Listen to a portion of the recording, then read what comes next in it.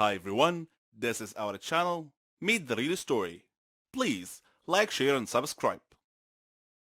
I am addicted to food. I suffer a lot. I need help. I've tried to give up, but I fail every time. Hamburgers. Who can give up eating hamburgers, especially with barbecue sauce? I didn't mind this kind of addiction, but I'm getting ahead of myself. Let me begin by introducing myself. I am Patricia, 15 years old, living with my parents and my brother. I lead a quiet life. No interests, no hobbies, except for eating, that is. Food is my faithful friend. It never leaves me. It is my partner, my soulmate. But having food as your soulmate has insidious side effects. A dark side, if you will. It denies me a healthy life, robs me of the energy to play, and causes me to sleep excessively. I would much rather stay at home with a bag of potato chips than go out and exercise. My soulmate ultimately betrayed me, though, last Thanksgiving at my granny's home. She lives in a state nearby. Granny was a clever doctor, and an excellent cook at that. She could conjure up something really delicious.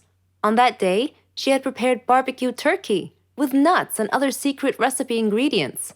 The taste was so great, as if it had descended from heaven itself. I felt like I was fighting a food war, and I had to win at all costs. I ate and ate and ate.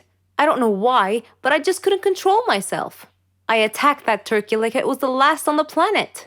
But every culinary war with a worthy adversary, such as the barbecued turkey, has its own unique type of casualties. Suddenly, I found myself unable to breathe. I fell to my knees and passed out. The turkey had won. I woke up later in the hospital, though, still clinging to an unfinished turkey leg. The doctor told me that I was gaining way too much weight. He said that I should be put on a diet. Diet? Man, how I hated that word. It hung over my head like the sword of Damocles. It meant depriving me of my passion, my reason for living. I considered eating vegetables in small amounts to be the worst form of cruel and unusual punishment, the worst form of torture imaginable. Imagine thinking of a wonderful, greasy, cheese-laden pizza with all the toppings, and then suddenly opening your eyes to find a healthy green salad bowl. But I had reached a turning point in life. One day, my brother was playing on the street, while I was sitting at home gazing longingly at a tempting piece of cheesecake, just sitting there, taunting, daring me to eat it. I struggled mightily to resist the urge, but in the end I succumbed and wolfed it down like a starving animal. Shortly afterwards, I began feeling dizzy, but I was unable to call for help this time, and then I passed out again. I was taken to the hospital. While lying in the hospital bed, half conscious, I overheard the doctor say to someone, "She needs to stop eating or it will be the death of her." I thought to myself, whoa, death? So I made up my mind right then, right there. I resolved to fight a new war, a war against my appetite. On our way back home, I told my father that I wanted to see a nutritionist. He was delighted to hear that. Later, at the clinic, the doctor welcomed us in. She told me how to overcome my eating fetish. She gave me a strict diet regimen with a schedule full of healthy meals. I kept telling myself that winning this war was possible. I simply had to be patient and persevere. I stuck to the strict diet and did some physical workouts. My parents supported me wholeheartedly. I was enthusiastic. I can totally do this. A week passed quickly, and I eagerly visited the doctor to receive some good news. When the doctor weighed me and told me that my weight hadn't changed at all, I was crestfallen. She looked at me and asked me, how was this possible? I told her I didn't know, because I was following her diet thoroughly, though it did require a tremendous effort on my part. Another week passed, and again I went to the doctor. The results were the same. She said to me, "Patricia, are you sure you're following the diet I prescribed for you?" I said yes. She sat there wondering. Then she told me with a puzzled look on her face, "It's odd, but your weight is increasing, not decreasing." This unexpected piece of news mystified me. Another week passed. No change. The doctor was nonplussed. I returned home with a dejected look on my face. My father asked me what was wrong. When I told him, he laughed. Do you believe that? My father actually laughed at my predicament. I was furious. He gestured an apology with his hand and then told me that it was my own fault. I was puzzled. What are you talking about? He told me that I had been sleepwalking to the refrigerator every night and eating everything in sight. I was taken aback. I couldn't believe it. Stop acting like he didn't know it, he said. You must have been awake. I replied, No, Father, I'm not acting. I was truly unaware that I've been sleepwalking and eating in my sleep. But now that we've finally solved the mystery of the increasing weight, we returned to the doctor with this new information and told her the situation. She laughed and told me that my discipline had denied my body the food it craved, but my brain had refused to cooperate and had overridden my will by urging me to eat in a subconscious state. She told me not to worry, though, that she could treat that. Armed with this knowledge and her support, and the support of my family, I felt that I could finally win this war. He was a dream, the future, or so I thought. But my love was cursed right from the start. Sounds a bit confusing, right? Let me explain. But first, I should probably introduce myself. I'm Carolyn. I was a dreamer. I dreamed of a good, warm, stable, successful life. I wanted a good job. And I wanted to travel around the world a bit with Helen. She was my best friend. We virtually shared the same dreams, and hobbies, and interests, and lifestyles. We've been friends since we were kids. People often thought that we were sisters. I did too, in fact. She even got jealous if anyone tried to get close to me. Every day, Helen and I worked a little more towards our dreams. Once, when Helen and I were traveling with some of our friends, we had a problem with the hostess on the plane. A gentleman intervened and cleverly solved our problems. His name was Danny. I liked him. A lot. I thought about him often. But whenever I talked to Helen about him, she told me that he was not as amazing as I seemed to think he was. Coincidentally, I met him again at a party of a mutual friend. We talked together till daylight. I told Helen about our encounter, and she expressed her wishes that my love story would have a happy ending. I similarly told her that I hoped she would find the love of her life someday too. Everything would be okay, we figured. Then, one day, I received a letter in our mailbox. It was in weird handwriting, as if the writer had written it with a trembling hand. I opened it curiously. It said that my love for Danny would become a curse if I didn't give him up and get him out of my life. What nonsense, I thought. Whose idea of a silly joke was this? I immediately called Danny and Helen to tell them about the letter. Danny laughed, but Helen was worried and suggested that I should be careful from now on. That same day, Danny had a horrible car accident, but fortunately he wasn't hurt. A detective investigating the case determined that his car brakes had been tampered with. In another incident, a car almost hit me, but it swerved away at the last minute. When I mentioned this incident to Danny, he tried to calm me down and told me to just forget about it. He gave me a beautiful bracelet as a present and proposed. We got engaged, and I couldn't have been happier. I wanted to show the bracelet to Helen, but somehow I seemed to have lost it. I couldn't find it anywhere. Anyway, when I told Helen about his proposal, she was thrilled for me. I spent days shopping for just the right wedding dress. I was so busy with preparations that I forgot all about the ominous letter.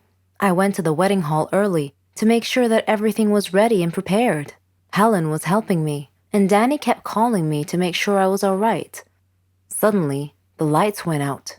I called out to Helen, worried that she might have tripped and fallen when the lights were out. When the lights came back on, Helen had fainted, and my dress had disappeared. I screamed to the ceiling, "What do you want from me? Leave me alone!" Suddenly, Danny appeared out of nowhere and asked me what had happened.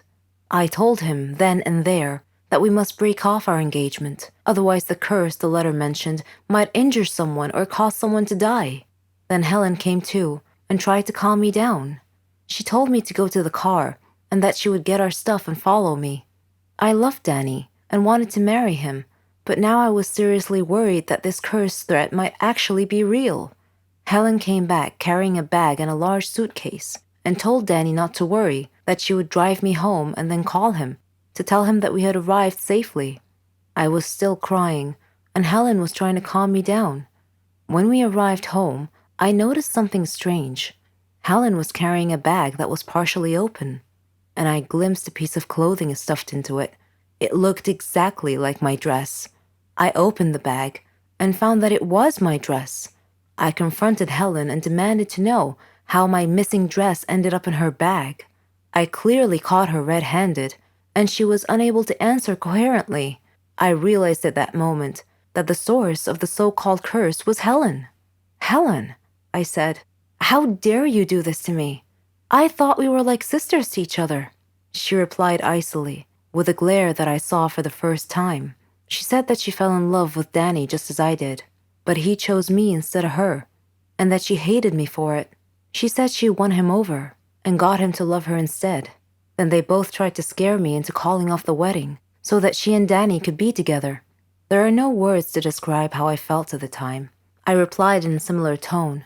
I told her that I don't ever want to see her again, or Danny. Neither of them mattered anymore.